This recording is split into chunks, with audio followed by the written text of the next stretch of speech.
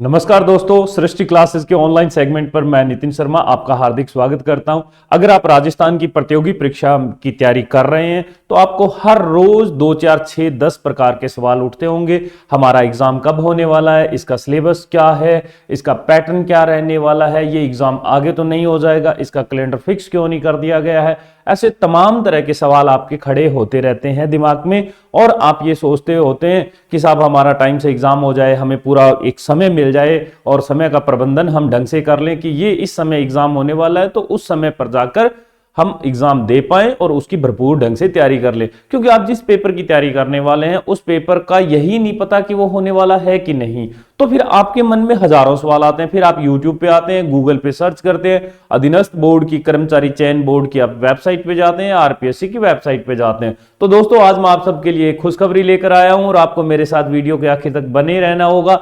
आज के न्यूज़पेपर में जब मैंने ये आर्टिकल बांचा तो पढ़ा तो मुझे ऐसा महसूस हुआ कि ये बात मैं आपसे साझा कर देता हूं, क्योंकि आप लोगों के दिमाग में जो भी सवाल है आप हमारे आलोक जी तक पहुंचा दीजिए। यानी जो हमारे प्रधान है कर्मचारी चयन बोर्ड के, वो आपके सभी सवालों के जवाब आजकल पढ़ रहे हैं और उन्हीं पर आगे चलकर काम होने वाला है। हो सकता है आपका एक विचार आगे आने वाले पूरे राजस्थान के जो प्रतियोगी परीक्षा की तैयारी करने वाले विद्यार्थी हैं उनके लिए, वो कहते हैं कि साहब वरदान साबित हो जाए। हो सकता है आपका एक विचार, आपका एक सुझाव अधीनस्थ बोर्ड को आगे चलकर 10-20 साल तक होने वाली सभी परीक्षाओं में क्या कहते हैं कि साहब जितने भी कांटे हैं उनको साफ कर दे। आपका कोई भी विचार अधीनस्थ बोर्ड के काम आ सकता है। तो साहब ये कैसा विचार, जो आप अक्सर कमेंट बॉक्स में जाके सवाल पूछते होते हैं, वो सवाल आपको वहां पूछना है और वहां भी ना पूछ पाओ तो आप हमारे यहाँ पे सृष्टि क्लासेस के कमेंट बॉक्स में कमेंट कर दो। जो भी आपके मन में सवाल आता है या सुझाव आता है कि पेपर को किस तरह करवाना चाहिए, तो हम इसको थोड़ा सा आर्टिकल को आगे लेकर चलते हैं। परंतु मेरा एक गुजारिश रहेगा कि आप इधर वाले जो होता है ना लाल वाला बटन, उसको दबाना तो पड़ेगा भाई साहब, है ना, क्योंकि फिर थोड़ा सा हौसला हमें भी तो चाहिए होता है कि चलो हमारा फैमिली बड़ा हो रहा है तो और वीडियो लेकर आए और लेकर आए, अच्छी अच्छी बातें और बताई जाए। खैर, हम आगे बढ़ते हैं, इसमें देखते हैं। देखो, अगर आपको दिखाई दे रहा है तो ठीक है, वरना हम पहले इसको पढ़ लेते हैं। अनूठी पहल करने जा रहा है। कौन करने जा रहा है अनूठी पहल? पहले तो ये देखो, हमारे अधीनस्थ बोर्ड है ना, इसमें क्या लिखा है, अभ्यर्थियों के मन में उठने वाले हर सवाल का जवाब होगा FAQ फॉर्मेट में। ये FAQ फॉर्मेट क्या है इसको हम जरूर बताएंगे। इसका मतलब होता है फ्रिक्वेंटली आस्क्ड क्वेश्चन फॉर्मेट, है ना। फ्रिक्वेंटली आस्क्ड क्वेश्चन का मतलब आपके दिमाग में जो भी सवाल आते हैं फ्रिक्वेंटली, यानी कि आपके भी आए, वो किसी और के भी विचार आ रहे होंगे, वो आप सवाल पूछते हैं। चयन बोर्ड की एक वेबसाइट पर एक नजर में मिलेगी भर्तियों से जुड़ी हर जानकारी। आप जब अधीनस्थ बोर्ड की वेबसाइट पर जाएंगे तो वहां पर एक ऐसा बॉक्स, डब्बा, कुछ भी आपको मिल जाएगा जहां पर सभी तरह की जानकारियां उपलब्ध होगी। अब सुन लो ये क्या कह रहे हैं मोटा माटी। राजस्थान कर्मचारी चयन बोर्ड के अध्यक्ष ने पहली बार अनूठी पहल की है। बोर्ड की भर्तियों से जुड़ी हर जानकारी वेबसाइट पर एक नजर में मिल सकेगी। यह जानकारी FAQ फॉर्मेट में उपलब्ध कराई जाएगी। इस फॉर्मेट को तैयार करने के लिए बोर्ड ने बेरोजगार युवाओं से सुझाव मांगे। ये बात आपके लिए बहुत इंपॉर्टेंट है। देखो, सुझाव आप ही से मांगे रहे हैं आलोक जी, और अगर आप सुझाव नहीं दोगे तो फिर उन तक बात कैसे पहुंचेगी कि साहब हमें क्या सुधार करने की आवश्यकता है। क्योंकि अक्सर हम सरकार को कोसते रहते हैं, उन्होंने ये नहीं करा, वो नहीं करा, परंतु अब वो वक्त आ गया जब आपको सुझाव देने चाहिए और भर भर के, टोकरा भर भर के सुझाव आपको भेजने चाहिए। जो भी आपके दिमाग में आता है, भाई साहब इस तरह का कैलेंडर जारी कर दो, दिसंबर में जाके कैलेंडर जारी कर दो, अगले साल पूरे साल का ये भर्ती परीक्षा करवा दो, तारीख तय होनी चाहिए, ये रोल नंबर होने चाहिए, इस तरह का आपका प्रवेश पत्र होना चाहिए, आप अंगूठे दस्तखत वहां करवाते हो वहां करवाने चाहिए। जो भी आपके दिमाग में आता है मन में भर्तियों, देखो बोर्ड का कहना है कि युवाओं के मन में भर्तियों से जुड़े हर सवाल का जवाब अगर उसे वेबसाइट पर मिल जाएगा तो उसको बोर्ड के दफ्तर नहीं आना पड़ेगा। सुन लो, कितना अच्छी बात कही है। आपके पैसे नहीं लगेंगे, जयपुर नहीं जाना पड़ेगा आपको। उनके समय के साथ आने जाने में होने वाले खर्च भी बचेगा। साथ में जो उन्होंने समय बर्बाद किया वो लोग तैयारी में भी इस्तेमाल कर सकते हैं। अध्यक्ष आलोक राज ने इसके लिए सोशल मीडिया पर युवाओं से सुझाव देने को कहा है ताकि जल्दी से जल्दी इस फॉर्मेट को तैयार किया जा सकते।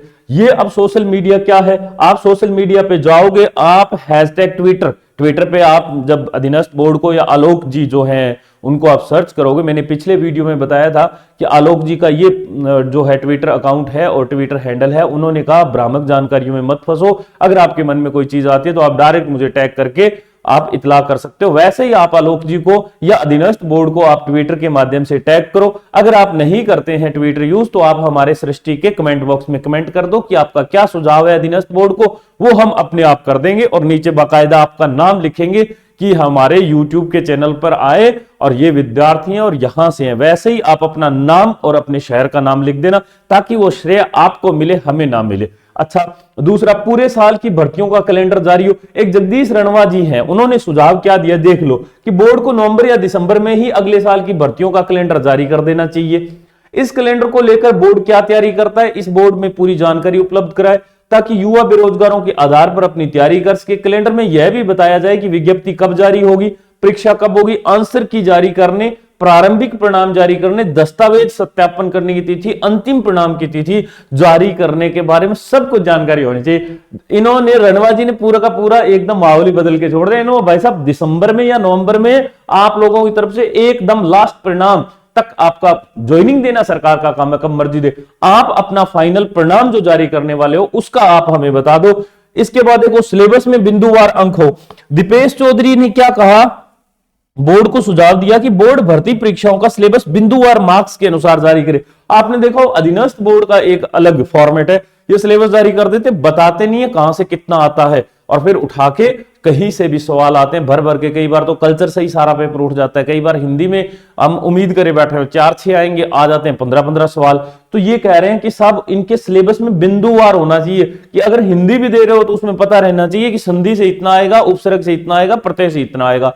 कल्चर में दे रहे हो तो आपको पता होना चाहिए कि कल्चर के ये 20 प्रश्न आएंगे, इतिहास में ये 10 प्रश्न आएंगे, इस तरह का मामला रहना चाहिए। ये कह रहे हैं बिंदुवार सब हो ताकि जो है प्रश्न जांच परख के सिलेबस के अनुसार हो जाए, सिलेबस से बाहर कोई सवाल ना पूछा जाए ताकि सवाल डिलीट करने की नौबत ना आए। चौधरी ने कहा कि बोर्ड को इस संबंध में जानकारी उपलब्ध करानी चाहिए।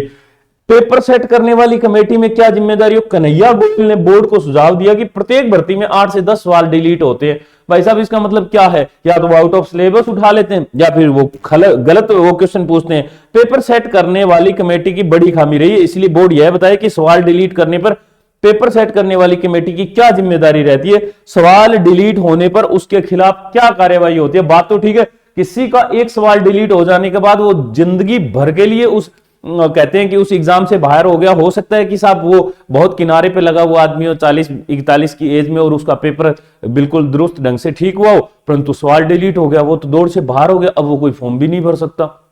तो बहुत बार आपने देखा होगा एज क्राइटेरिया के चलते हुए बहुत लोग बाहर हो जाते हैं, 1 नंबर के चलते बाहर हो जाते हैं और फिर वो ठीक ढंग के कहीं पे हमें जब मिलते हैं शादी ब्याह में तो हम कहते हैं साहब ये आदमी अपने उम्र के आखिरी पड़ाव में था, यानी एग्जाम के। वैसे नहीं, एग्जाम वाली जो एज लिमिट होती है उसके आखिरी पड़ाव में थे, 1 नंबर से रह गए, देख लो। तो उनका तो जिंदगी भर का सवाल है, जिंदगी उजड़ जाएगी।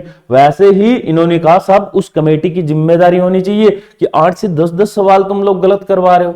तुम्हें भाई साहब ये पता है कि नहीं कि क्या होने जा रहा है। अब सुनो, इन्होंने आलोक जी ने क्या कहा है। आलोक जी ने कहा कि कुछ इनिशिएटिव ले रहे हैं, हम चाहते हैं कि चयन बोर्ड की वेबसाइट पर FAQ फॉर्मेट में कुछ सवालों के जवाब उपलब्ध कराए जाए ताकि अभ्यर्थियों अपने प्रश्नों के जवाब हमारी वेबसाइट पर ही देख सके, जयपुर ऑफिस नहीं आना पड़े। इसके लिए हमने युवाओं से सुझाव मांगे हैं। आलोक राज जी ये जो है प्रधान है हमारे राजस्थान चयन बोर्ड के, इन्होंने कह दिया आप सोशल मीडिया के माध्यम से जा ही सकते हैं।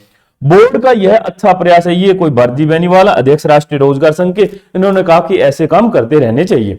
अब अगर आपको ऐसा लगता है कि आपका बहुत तगड़े वाला कुछ है तो आप यहां पर इसमें भी जाकर आप सबमिट करवा सकते हैं। वैसे ऐसा कहीं लिखा हुआ नहीं है, ये फीडबैक फॉर्म है। आप अपना फीडबैक देना चाहते हैं, शॉर्ट समरी देना चाहते हैं तो आपको Rajasthan staff selection board Jaipur की जो वेबसाइट है इस पर जाकर आप अपना जो है जो भी सुझाव है वो साझा कर सकते हैं। ये वैसे फीडबैक फॉर्म है, यहाँ पे फीडबैक दिया जाता है। परंतु अगर आप ट्विटर अकाउंट यूज करते हैं तो दोस्तों आप ट्विटर पर जाकर आप लोग वहां पे आलोक राज सर्च करेंगे तो आपको मिल जाएगा, और आलोक राज या अधीनस्थ बोर्ड को आप सर्च कर लेना RSMSSB, बहुत आपको वैसे हैशटैग मिल जाएंगे, इसको सर्च करके या इसको आप टैग कर सकते हो।